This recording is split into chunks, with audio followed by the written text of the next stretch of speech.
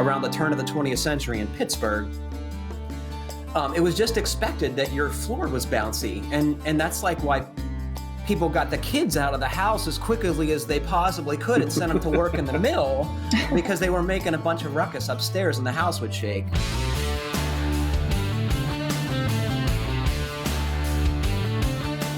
Welcome to the Fine Homebuilding Podcast, a weekly discussion of building science and design topics aimed at anybody who cares deeply about the craft and science of working on houses. This is Senior Editor Patrick McComb. I'm joined by Rob Watsack, Digital Brand Manager. Hey, everyone. Kiley Jacques, Design Editor. Hello. And producer, Jeff Rose. Hi. You can find previous podcasts and check out the show notes at finehomebuilding.com/podcast. Well, it is good to see you all this morning. I always like to hear you say /podcast. It makes me happy for some reason. So what have you guys been doing? How's it working out working from home?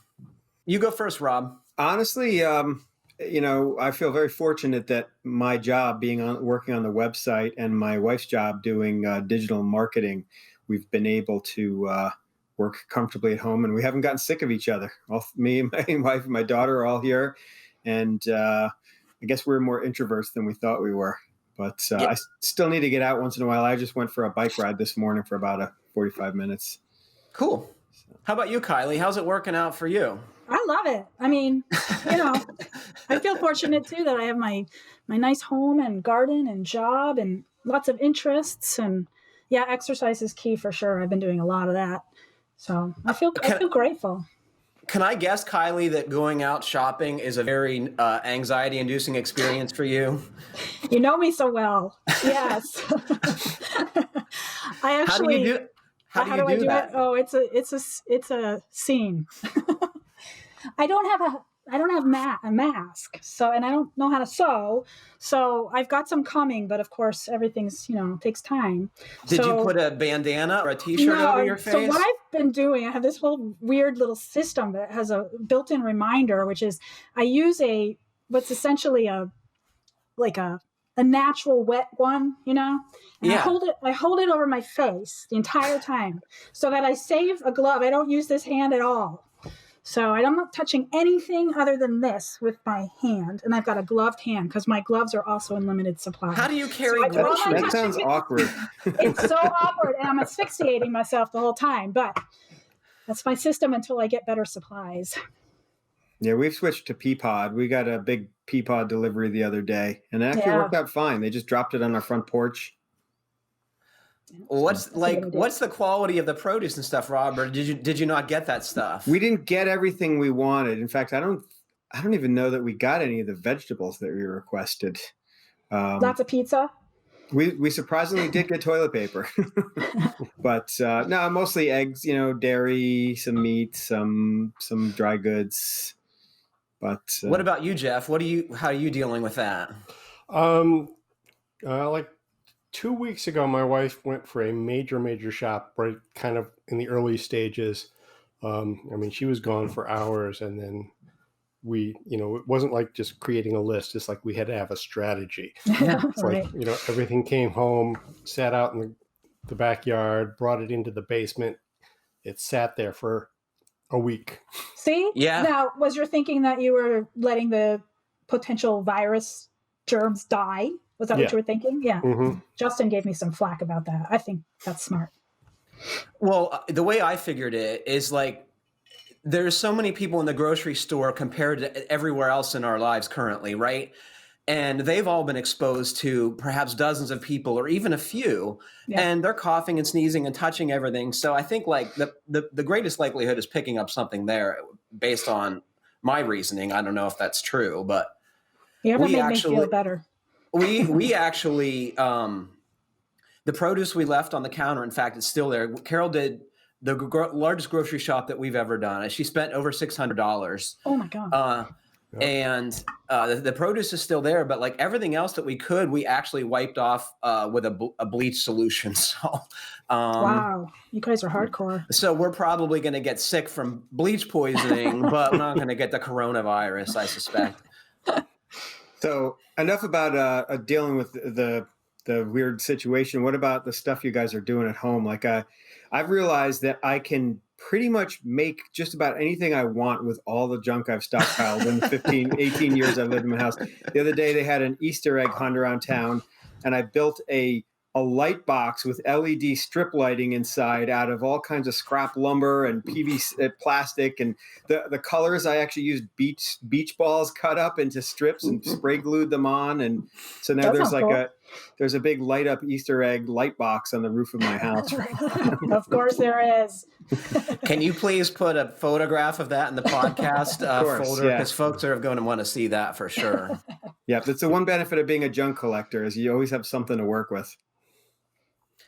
How about you, Jeff? You've been doing some remodeling too, right? Yeah. We decided to completely redecorate our bedroom, which is something we've been talking about doing for a while. And it was supposed to be actually a winter project. So we had bought the paint in the fall.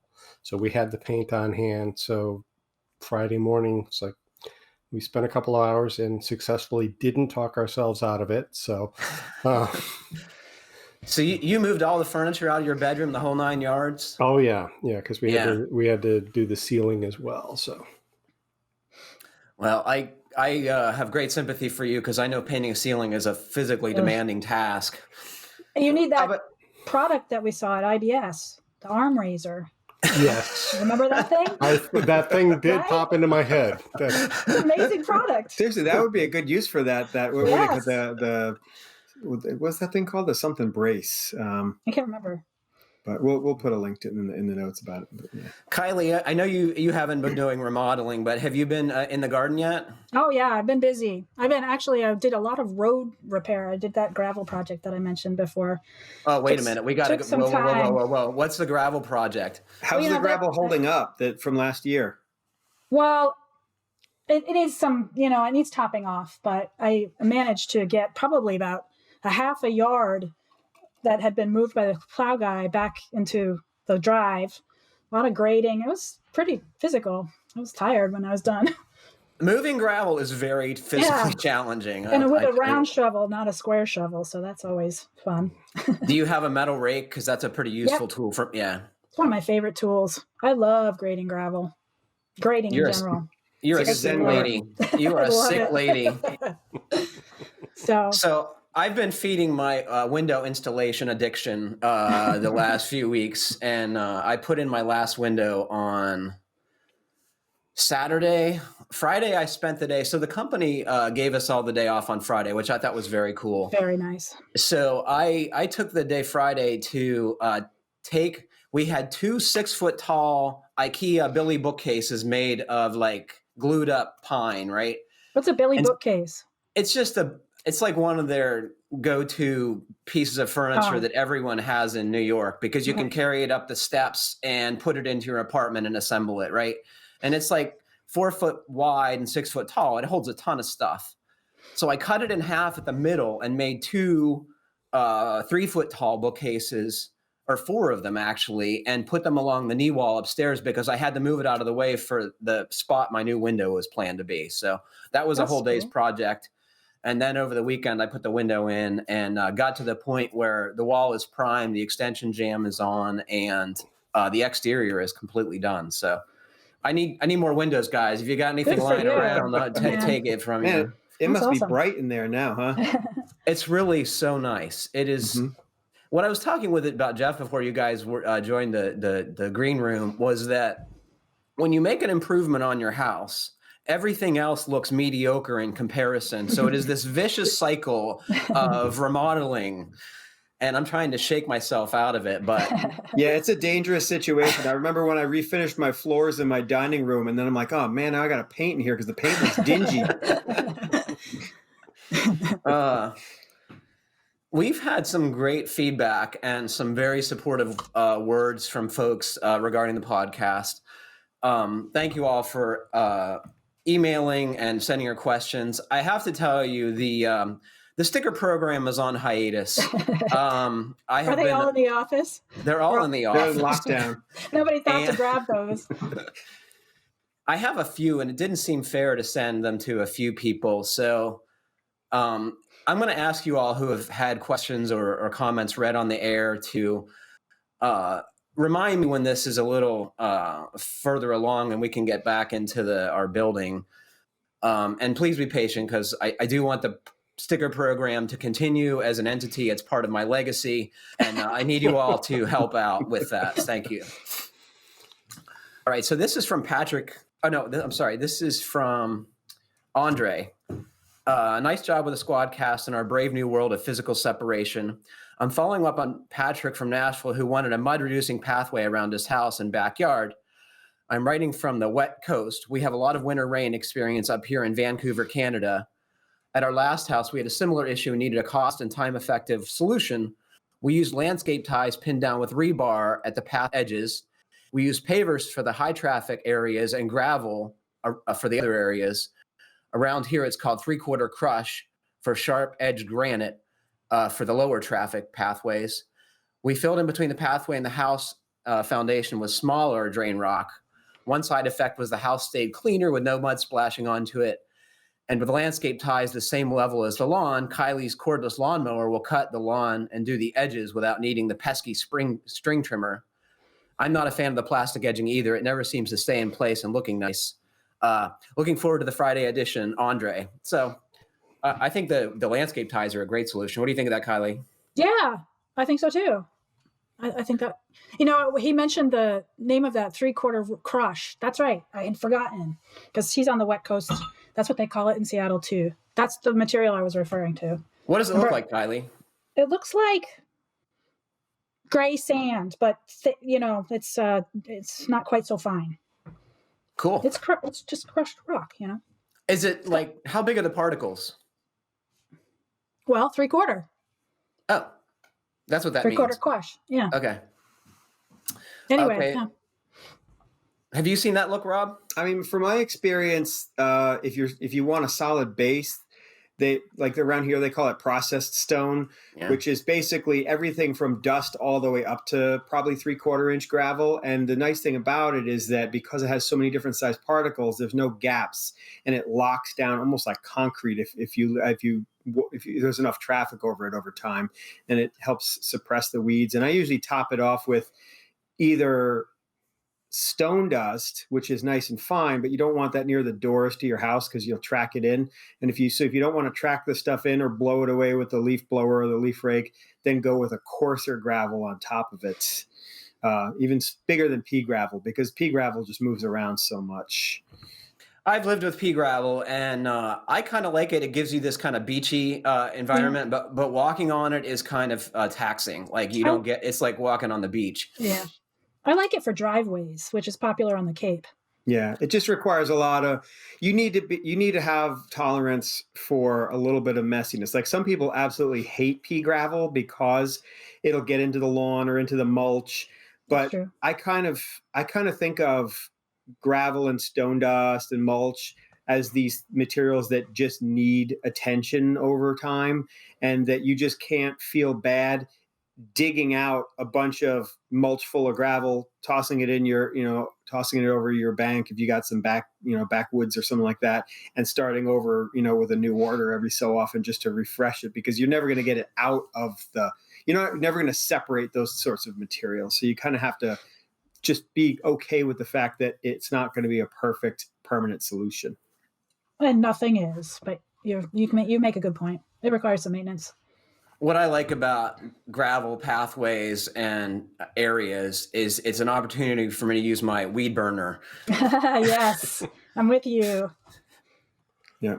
Around here, a lot of people I see who have like these country homes that started out with old blacktop driveways, they will actually top dress the driveway with a thin layer of pea gravel to give it more of that kind of like rustic look. But again, it's a maintenance issue, but it still looks, if you like the look, it might be worth it. This next feedback comes from Nathan. I love the show and been working my way through back episodes. One topic that seems to come up a lot is why is housing so unaffordable these days? In recent podcasts, you have rightly pointed out that much of the cost is land. In our area of the country, land is relatively inexpensive. You can, for example, find 30 acres within a half hour of downtown Spokane for under 200,000. That seems cheap, I right? must interject because you'll get some feedback on Spokane, just so you know. Spokane. Because I What think I say, this guy, Kane. Yeah, just so that you know. People, to head that off. They're going to lose their minds. Well, I think the big issue across the U.S. is zoning, not land availability. That 30 acre at most can be subdivided into 3 lots in Washington unless I can somehow convince the county to change the zoning. So what happens? A 10 acre and smaller parcel has a minimum value of around 70,000 here, even a half acre. So basically the growth control in our area and many of others limits availability of the parcels and drives up prices. Those 30 acres are capable of supporting at least 25 houses with on-site sewage. So the individual parcels could easily drop to around 25,000 if allowed, but they aren't. Anyway, I feel we are legislatively shooting ourselves in the foot, and this is somewhat driving the divide between the haves and have-nots in our country. Anti-growth, strict zoning folks generally already own a house, and young people don't understand that zoning constraints are really driving up the cost of their living. I'd really rather the extra 50,000 in zoning costs pay for a higher quality house than more expensively zoned land, and possibly help raise the wages of our tradespeople. The cost of housing factor in what people can afford for trim, cabinets, etc. So what he's saying is that if housing wasn't so expensive or land wasn't so expensive, you could spend that money on keeping people employed in the trades. He says, keep up the great work. I will definitely keep listening and appreciate the extra content during COVID lockdown. I love that name, COVID lockdown. So, I mean, that's very true, right? It's certainly one of the big variables. I mean, there's certainly proximity to heavy business areas and proximity to areas that are desirable for people to have vacation homes. Schools. You know, there's certainly other factors, but yeah, I mean, where we live in Western Connecticut, a lot of the towns have at least a couple acre, if not 5 acre zoning. So it's keeps the rural character of the town, but it also, like he says, limits the ability of building for affordable housing in a location like that. I know that the big builders complain about zoning, right? Because they want to put as many possible units on a given piece of land as they can legally do, right? Sure. And I've observed zoning used to keep exclusive areas exclusive, right? They have no interest in allowing more people in because then it's not as cool a place to live. So all these things make stuff more expensive, and I think it is largely intentional. Yep. Yeah. Equity. What's your zoning, Jeff? My neighborhood's 3 acre. And I think a lot of the town is that way now. So. What town are you in? Monroe. No. My mom's zoning is 5 acres, and that was definitely done to keep the riffraff out of the municipality. But, the upshot of that is my taxes are insane because you have all this acreage. Yeah, and it's primarily a bedroom community. There's no industry or. It's like where Matt lives too. Oh, should we get to some questions? Yeah. Sure. This is. Why don't you take the lead on this, Rob? This is our coworker, Christine Alexander. Yeah. Can you tell us what she does and about the house she bought? Yeah. So Christine Alexander is one of our employees at Taunton where we work, and she works in producing digital content for all the different brands. She builds a lot. Her team builds a lot of and is actually responsible for putting our magazine on the website. But anyway, she and her fiance, I believe, just had an offer accepted on a house in Connecticut, and she was like, "Oh yeah, there's this old house that we're looking at," and the inspector said that the windows all needed. What it is. That the house is amazing. Well, yeah, is it that same place that you showed us a couple of weeks ago or month now? No, this was more recent. So what it is, but I'll just say, she said, "Oh yeah, the old windows." He said they needed replaced, so she sent me the link, and I was like, "Oh my god, it's a 1747 sawmill." Water-powered sawmill that was converted into a house. So the old sluice actually runs under the basement of the house. Like you pull up a hatch in the floor on the first floor of the house, and you can watch water running by through a stone channel. That's awesome. Is that what was in the podcast? Yes. folder. Oh, that place is Yeah, so it's gorgeous. a all of you really listening amazing should. house, and it looks like Oh the my people God. who were there before certainly struck a nice balance of keeping as much original fabric of the building as they could, but still making it a modernized, comfortable home. And so they have interior storm windows, and then they still have the old single pane windows with the wavy glass on the outside, which a lot of the putty had fallen out of, and some of the mullions get pretty weather beaten and look almost like they've been sandblasted from the age of the weathering over the years. And I looked at the pictures and I didn't see any that looked like they were actually rotted. So I was like, no, I've seen windows way worse than that had been restored back to their original glory. And she's a pretty DIY minded person and is always up for a good challenge. So She I gave her a book. She is crazy. Yeah, but here's what I said to her. I said, start with 1 or 2 windows, see if you can handle it, and then go from there. Because none of them were in bad enough shape that they looked like they were urgently needing repair. I mean, well, I guess that's a relative judgment, because my attic windows looked as bad as hers, and I've lived here for 18 years. But the thing is, as long as they're not getting worse quickly, she can take her time and pull a couple out at a time, make a little workspace, and see if she doesn't mind scraping and wire brushing and adding like wood restorer and then reputtying and all that sort of stuff. Did you turn her on to that article that we have by Ben Brunick? I only briefly had a conversation with her just a couple of days ago. So I said that I'd get, once I knew they were in there, I would get her the resources she needed, the information she needed, because we certainly there are a lot of options. And there's even a business somewhere in Connecticut. I'll try to track down the link. A person who takes old window sashes and retrofits them with double pane glass. Like he pops them out so that not only are you keeping the original look of the house, but you're keeping the original sashes of the house with just some modified mullions. Why don't more people do that? It seems like it's either one or the other. It's super expensive. It's expensive, and you're creating a product that still needs the same level of care over time that the original wood windows did. And anybody who lives in a wooden house with exterior wood knows that every few years there's going to be some maintenance to do on there, and depending on how wet a location it is, it could even be sooner than that. Yeah, but my point is that why not improve the efficiency of the glass if you're going to go to all that trouble? Why stay with a single pane? So that's the thing, is that you have one of the easiest options if you want to retain the original windows in an old house is to do the insulated interior storm windows, which you can barely see them, and they're one of the most affordable and least invasive options. I'm going to weigh in here. Yeah. So I said she has to be crazy to want to restore these windows. I don't really mean that. The windows are gorgeous, and the building needs the right windows because of its historic nature, right? This is the perfect project for ambitious 20-somethings to undertake for the rest of their lives. And did she tell you how many there are?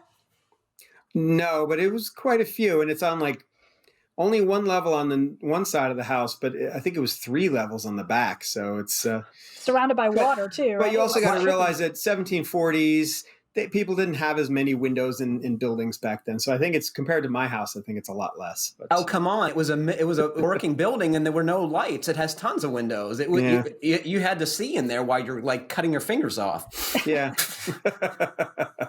I told her that she should set up some micro hydropower in the basement to offset the cost of all the repairs to this old house. You know what my wife said yesterday? For those of you listening, we had a ton of rain. It rained at least an inch, and our stream behind our house was higher than it's ever been, and that includes like the superstorm Sandy and hurricane that blew through here. Yeah. Carol said that Christine should go look at that house yesterday because she figured that there was probably 6 feet of water in the basement. Yeah, because this house actually has a stone-lined pond that feeds the sluiceway within like 5 feet of the wall of the house, and the lower level is below the level of that pond. The foundation wall is in the stream. That house sounds so stressful. I don't know if I could ever relax there. That article that I mentioned, though, I love the head on it. It sounds like these are the things that she's going to want to investigate. A steam box, an easel, 2-part epoxy. Those are your best friends. That's what this guy has to say about that. And, there's no way she's going to be able to afford to pay someone to do this. And if she can, it's going to be a complete hack job. The issue is it is just so much labor. You're talking every sash takes hours to reglaze. It's a big job. And then to cure too, right? Doesn't it take a really long time for them to? Well, so like the folks who are really into this know a lot more about glazing putty than I ever will. And there are different reasons for using different formulas. And one of them is like how long it takes to dry. One of the advantages of the slow drying stuff is that the oils actually help preserve the wood, and it keeps it from drying out over its lifetime too.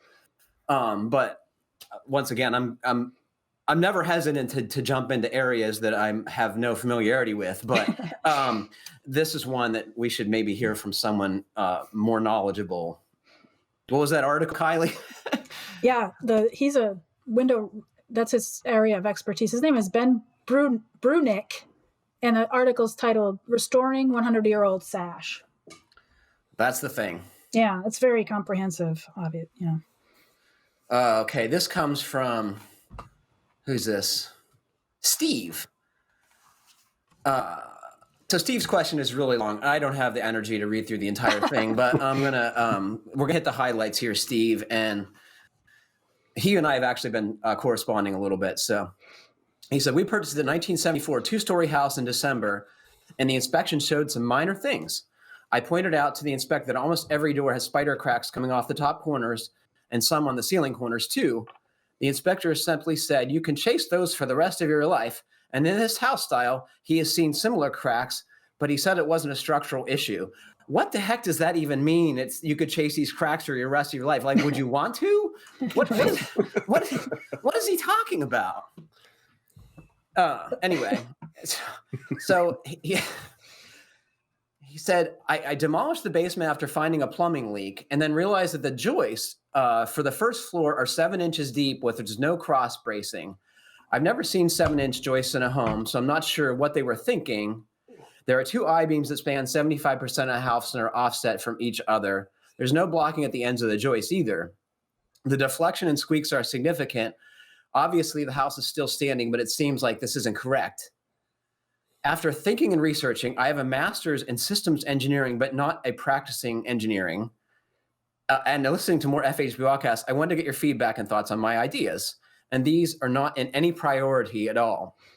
Okay, so these are his suggested fix for his bouncy first floor that has, I'm assuming, 2x8 floor joists because they would be 7¼ inches. And, there are span tables in the code books for 2x8 joists. Obviously, this floor sounds like it's underbuilt for his preference, but it might actually be within the parameters allowed by code. But we don't really know that. But anyway, so he doesn't like the bouncy floor. We're going to try and fix that. So he says, add blocking between the joists in a line, not offset, at 4-foot intervals. Okay, let's take these one at a time. Rob, do you want to weigh in on your experience putting in blocking between floor joists?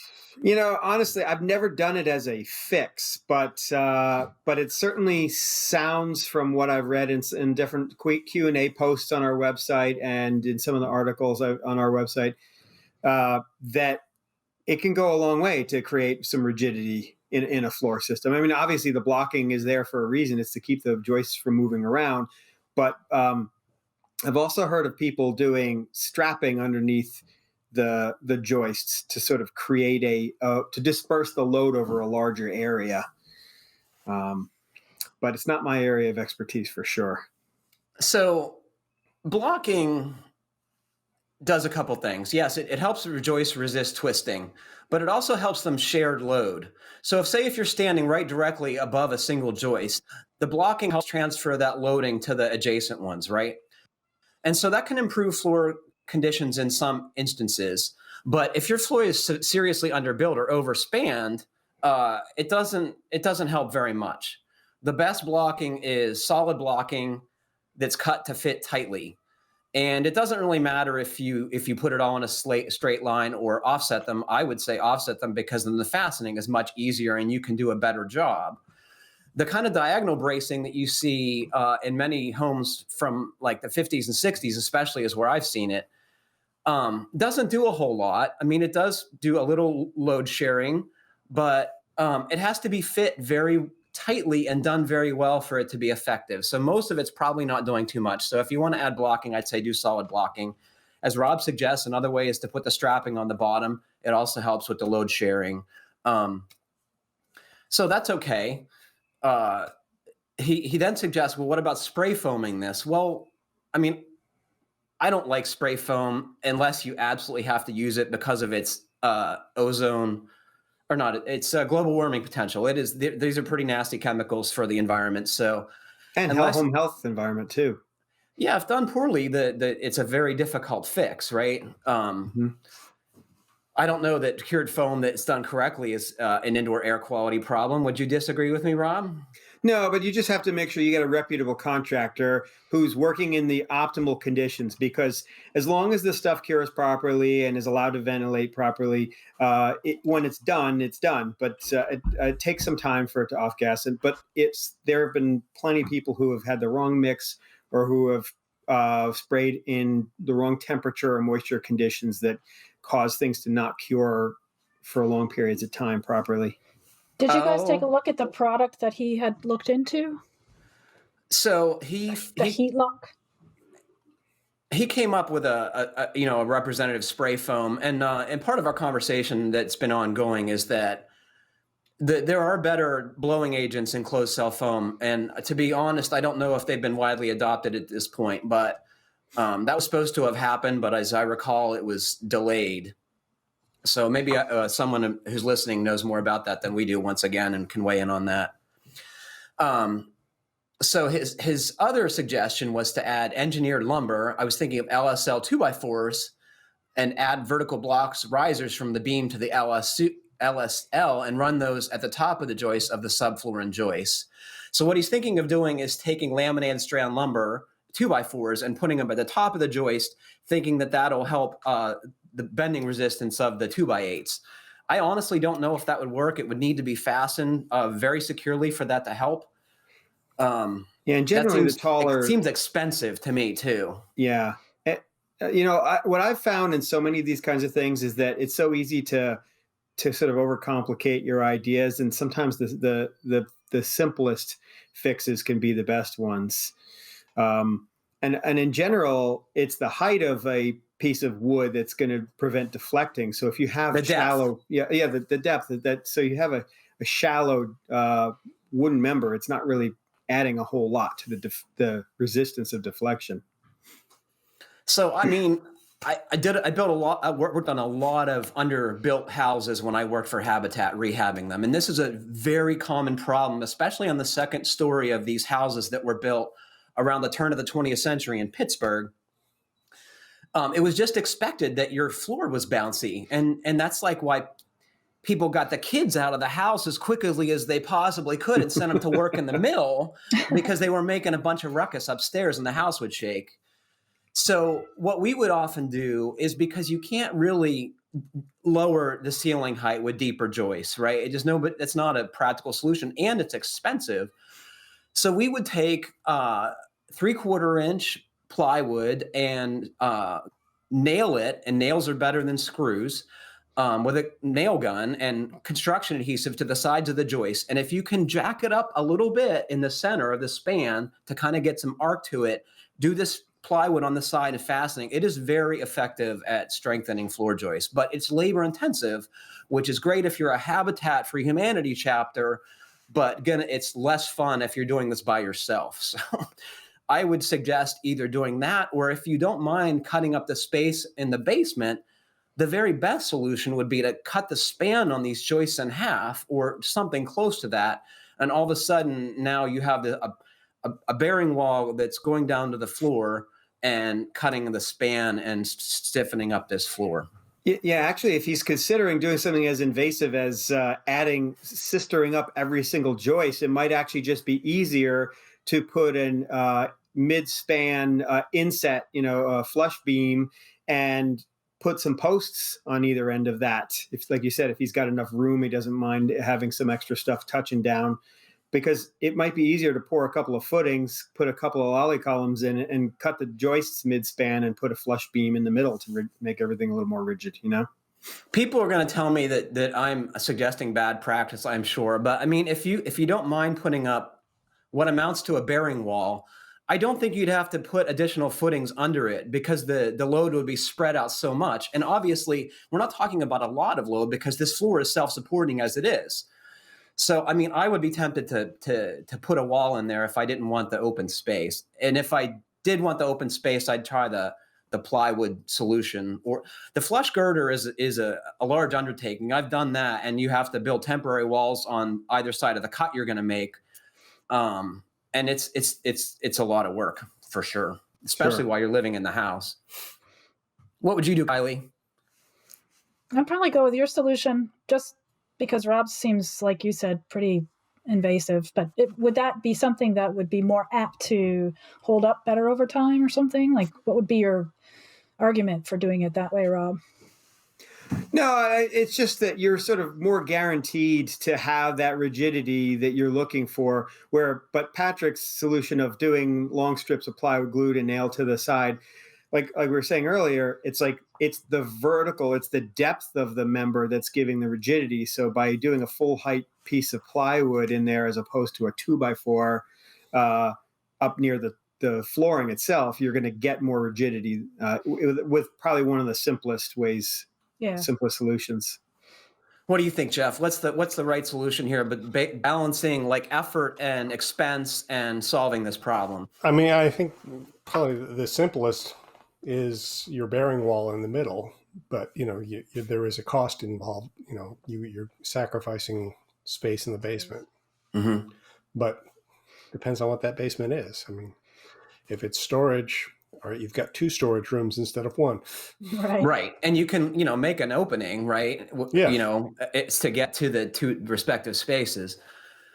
I think that's what I would do, because it would be so much easier than all the other solutions. Like, it would just take a couple hours to frame a couple walls down there, I'm guessing.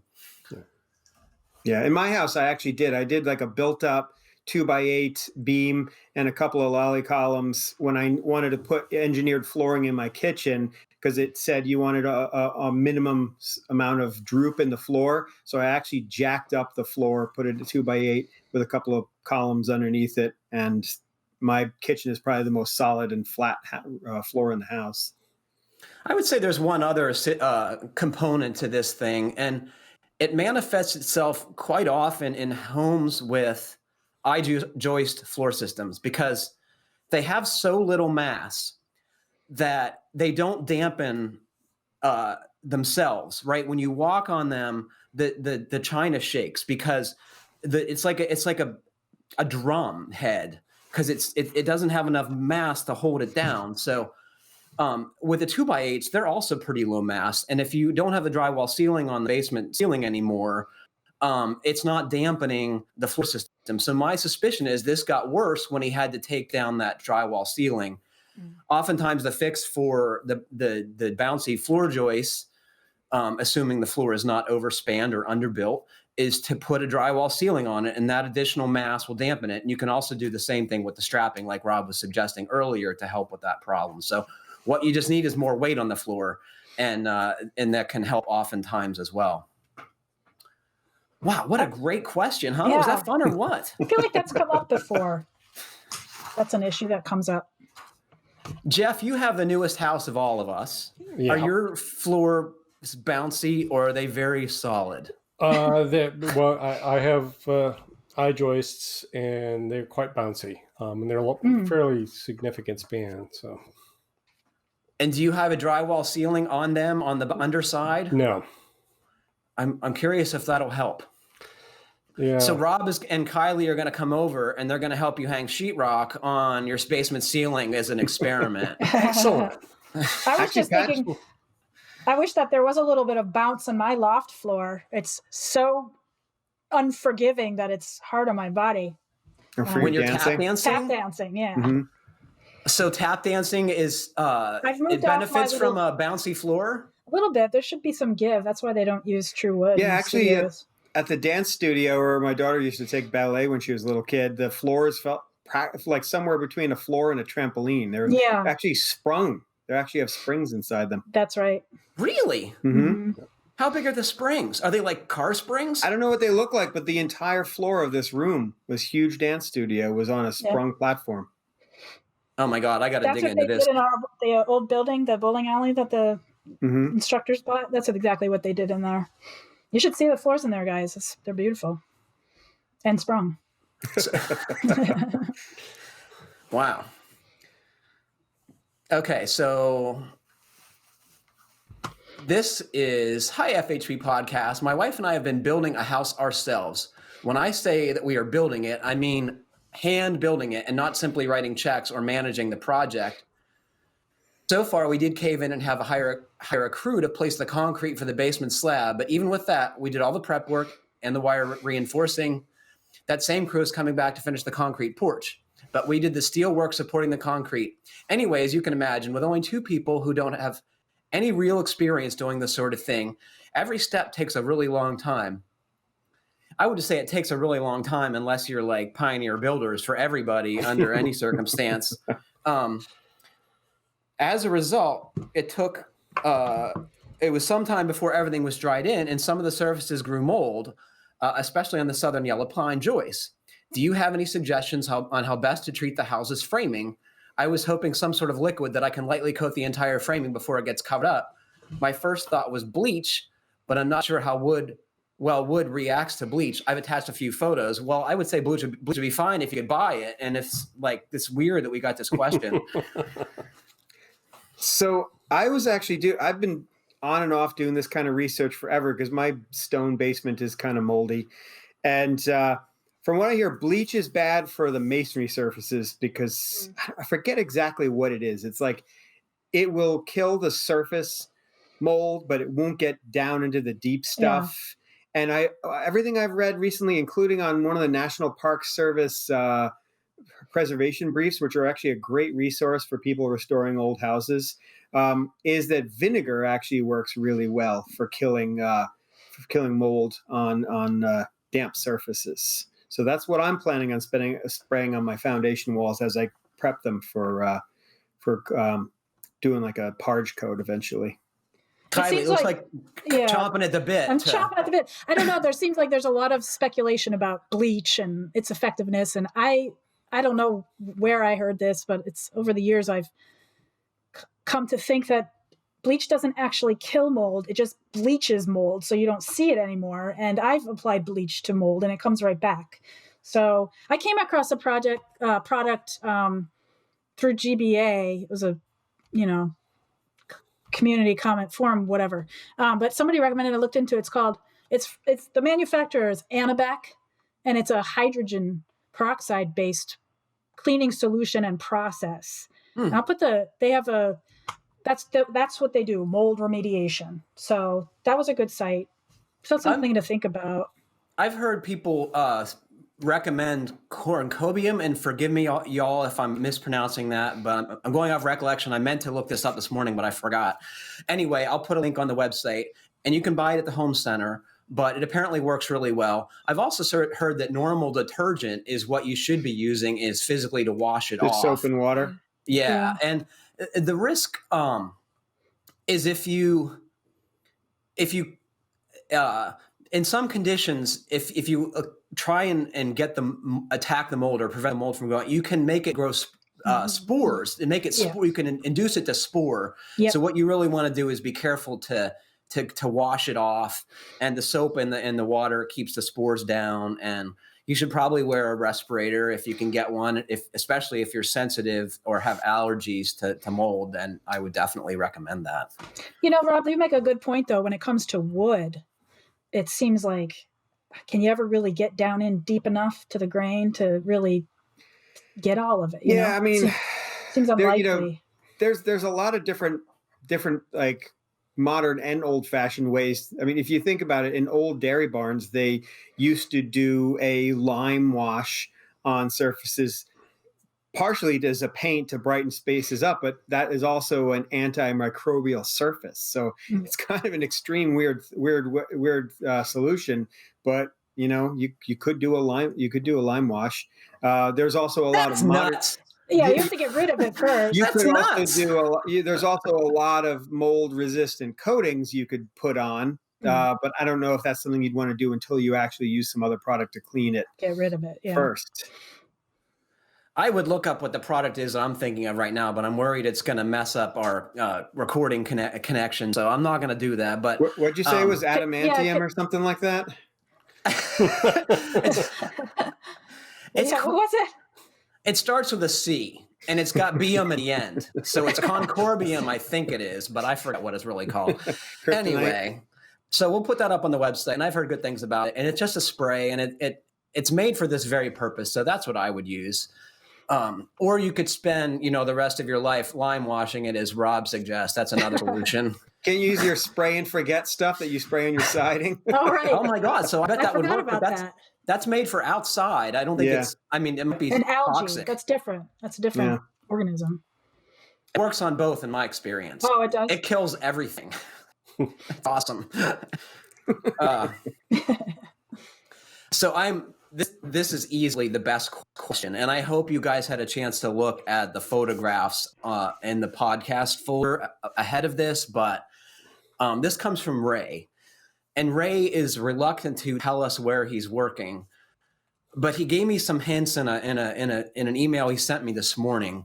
So I'm going to try and read this question, and you guys are going to try and guess where he works, because I don't really know, but he gave me the hints because I guess he's worried about someone. I don't know what he's worried about. Anyway, so here we go. Dear FHB podcast friends, I'm a carpenter now for 45 years. I started my building career building homes on Fire Island and got pushed into organized labor, where I went from building houses to commercial carpentry, mostly architectural woodworking. Yes, I've installed hundreds of miles of trim. My career took another turn when I became a civil service carpenter / carpenter supervisor. With all that said, here is my question to y'all. I've been tasked to build a gazebo in place of a beloved shade tree, using the remaining 16-foot stump of the lightning-damaged tree to support the structure. Please see the model I had to build for approval. Comments and suggestions are welcome. So first off, did you guys see this thing? No, I missed it. You got to email it to me. Yeah. So what I'll try and explain it. So what it is imagine a beach umbrella, okay, made from a tree trunk that is still rooted in the ground, but the top of the tree, there's a 16-foot log there, but the rest of the tree is gone. So he's going to build a conical roof on this big post. And that sounds like something Matt would do. What diameter is this tree? It's 36 inches in diameter. So where's the platform? Where do you stand? Where do you hang out? Like a patio under it or something? So underneath is a circular, maybe it's a facet bench that you sit on underneath this conical roof. The thing is really cool, and it's got a timber framed roof structure, and then the cedar shingles are planned. And so here we go. So like a big mushroom? Exactly. I love it. I asked him first of all, what kind of tree? Because my immediate worry was, if this thing is a white pine and you put this enormous roof on it, it's going to uproot in a windstorm, right? It's going to blow over. And so I don't know anything about trees, but it's a Tilia cordata. Do you know what that is, Kiley? Yep. Tell us, is it a sturdy tree? Is this thing going to blow over? Say what it is again. It's a Tilia cordata. Oh, a little leaf linden. Oh, yeah. Oh, okay. I think that's a hardwood, right, Rob? Yes. Deciduous. Okay. And then he further goes on to say it's located in New York City. And so I asked him what he meant by civil service carpenter. I was like, I've never heard that expression. And so I said, are you employed by a municipality? And he said, Yes, regarding my employment, it is indeed for a rather large municipality. I'd rather not say what agency. I suspect you can guess the municipality by the location of the tree. As far as the roofing material, it was priced using cedar shakes nailed to 4-inch strips of spaced sheathing. The model was hand drawn to resemble the shingles. An arborist from the same agency reported that the 32-inch diameter tree was sound. So it's 32, not 36 inches. So where do we think this guy is? I am baffled. I don't know what you're getting at. You said New York Park, right? What? Got to work for the Central Park Service in New York City, right? Huh. That'd be cool. Yeah, if he works with an arborist, that makes sense. And I mean, it's the only. I mean, this is an expensive project. There are a few places that have the budget to pull this off. If it's a truly expensive project, it could be easily in one of the parks in the more affluent parts of Brooklyn, which are really some of the highest priced areas with really nice parks. So, like, it could be certainly in Brooklyn. Fire Island is off of Long Island. In fact, that's one of my daughter's favorite vacation places. It's this great little barrier island. So he's definitely lived on or worked on Long Island. So we don't know where he is, but I want to see this when he builds it. Let's go around the room. I'm going to ask Jeff first. What do we think of this idea generally? I'm not familiar with the tree, but I do wonder the long-term viability of a dead tree still in the ground. What about you, Kiley? I fully support him. I think it's pretty clever. I mean, it's a good point, Jeff, but I wouldn't let it dissuade me. No, I think it's a cool idea. And if it is a linden, I think they're pretty robust. Yeah. Rob, what do you think? Now, see, you have the of all of us, I think you may have the greatest likelihood of having ever attempted something like this. Am I right about that? I've certainly nailed stuff to trees before, but I can tell you, I love the idea of a tree house, but I also am stressed out by the fact that it is relying on a living or formerly living thing that's just sort of stuck in the ground and not engineered.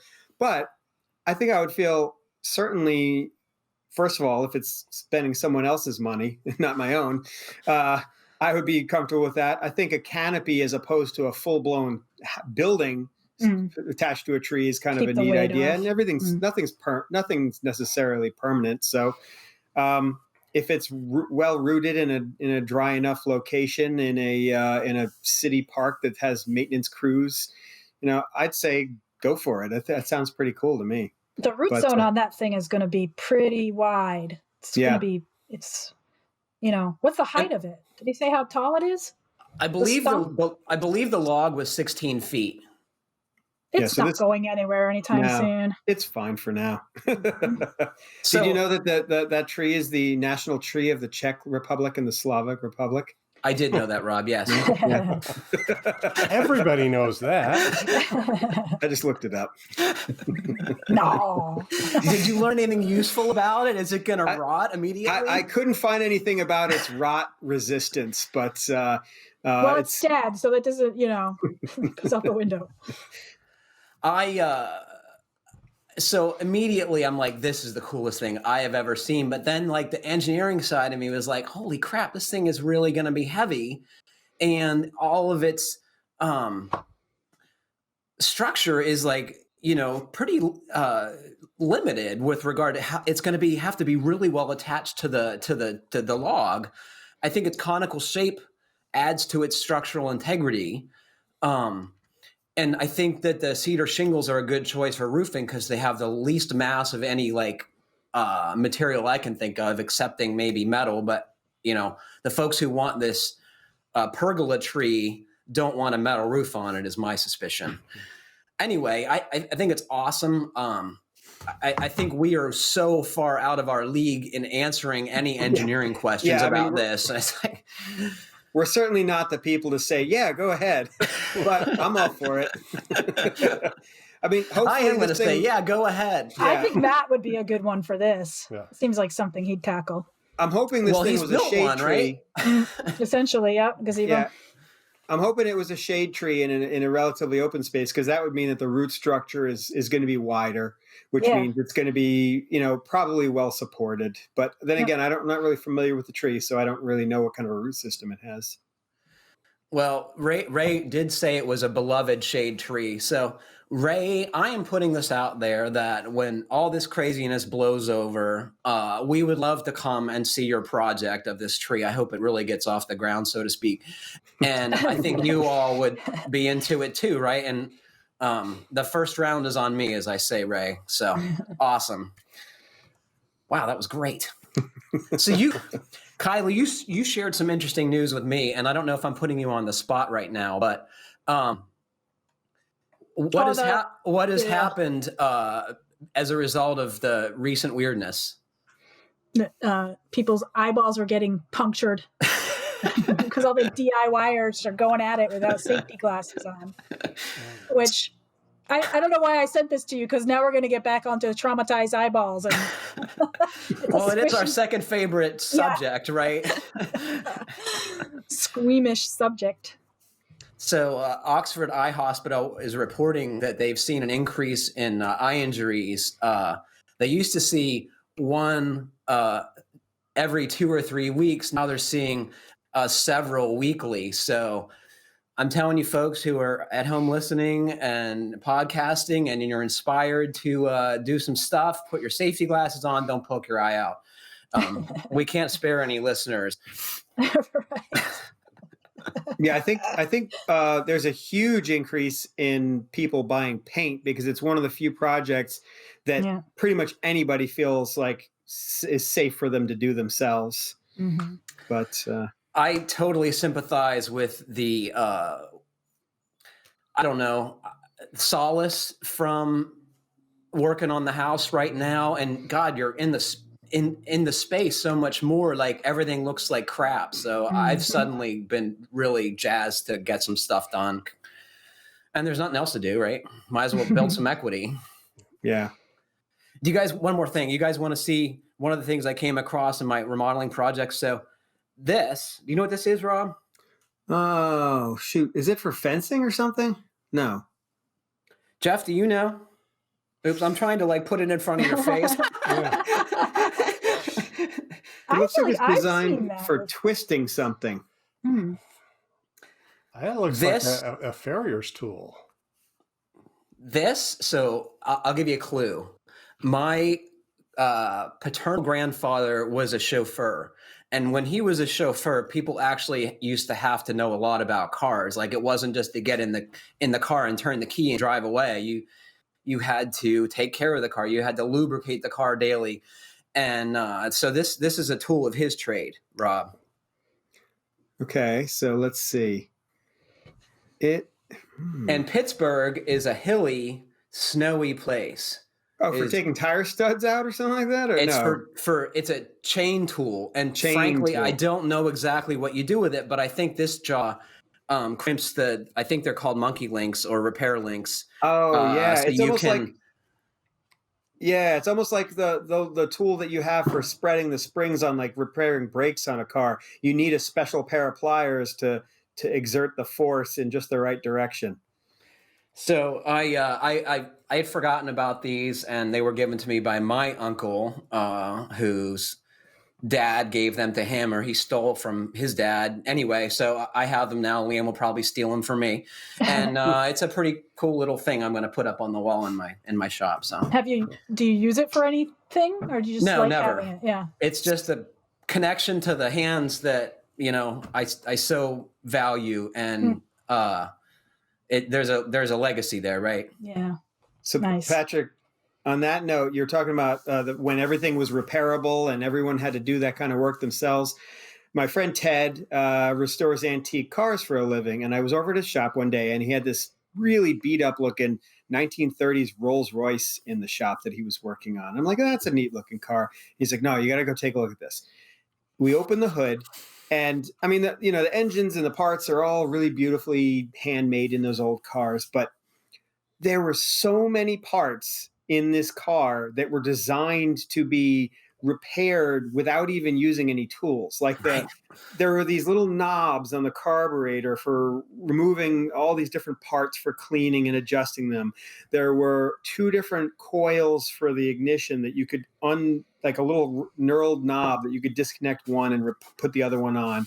And what the coolest thing was, there was a fuse box in there with those typical fuses that old cars have that has like a little wire filament inside them, except in the fuse box was a spool of replacement wire, and the wires were held into the fuses with little screws. That's cool. So I watch a lot of Jay Leno's Garage, and I'll be honest, I never liked his late night show.